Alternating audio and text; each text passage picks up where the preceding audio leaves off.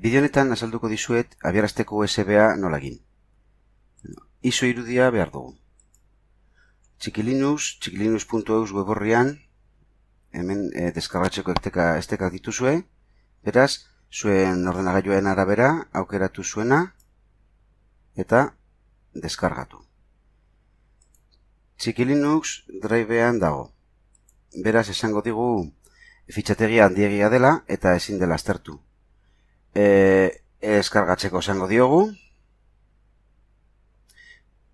eta gorde. Beste sistema eragilea nahi baduzue, bere web horretik deskargatu. Edo Ubuntu Flavors, nahi badu Ubuntu Mate. Hemen daukazue deskargatzeko esteka guztiak.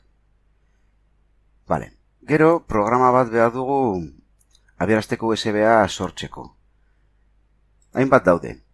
Unetbottin, Rufus, Etcher. Zuen ordenagailua berria bada eta Wi-Fi erabiltzen badu, lan egin behar dugu Rufus programarekin. Baina, kasu honetan, nik azalduko dizuet nola egin Etcher programarekin.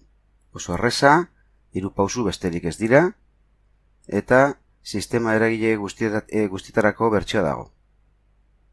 Aukeratu zuena, zuen ordenagailuaren arabera, zuen sistema eragileen arabera, deskargatu, instalatu, eta abiarazi.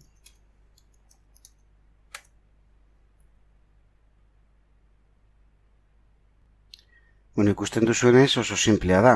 3 pausu besterik ez dira. ISO irudia aukeratu, gure kasuan deskarga karpetan izango da. Pendrive aukeratu, Txikilinux abiarazteko USB-a sortzeko pendrive-a gutxienez 4 gigakoa izan behar da. Gure kasuan 8 gigakoa da. Eta egin. Deskargaz, daukagu Txikilinux beta.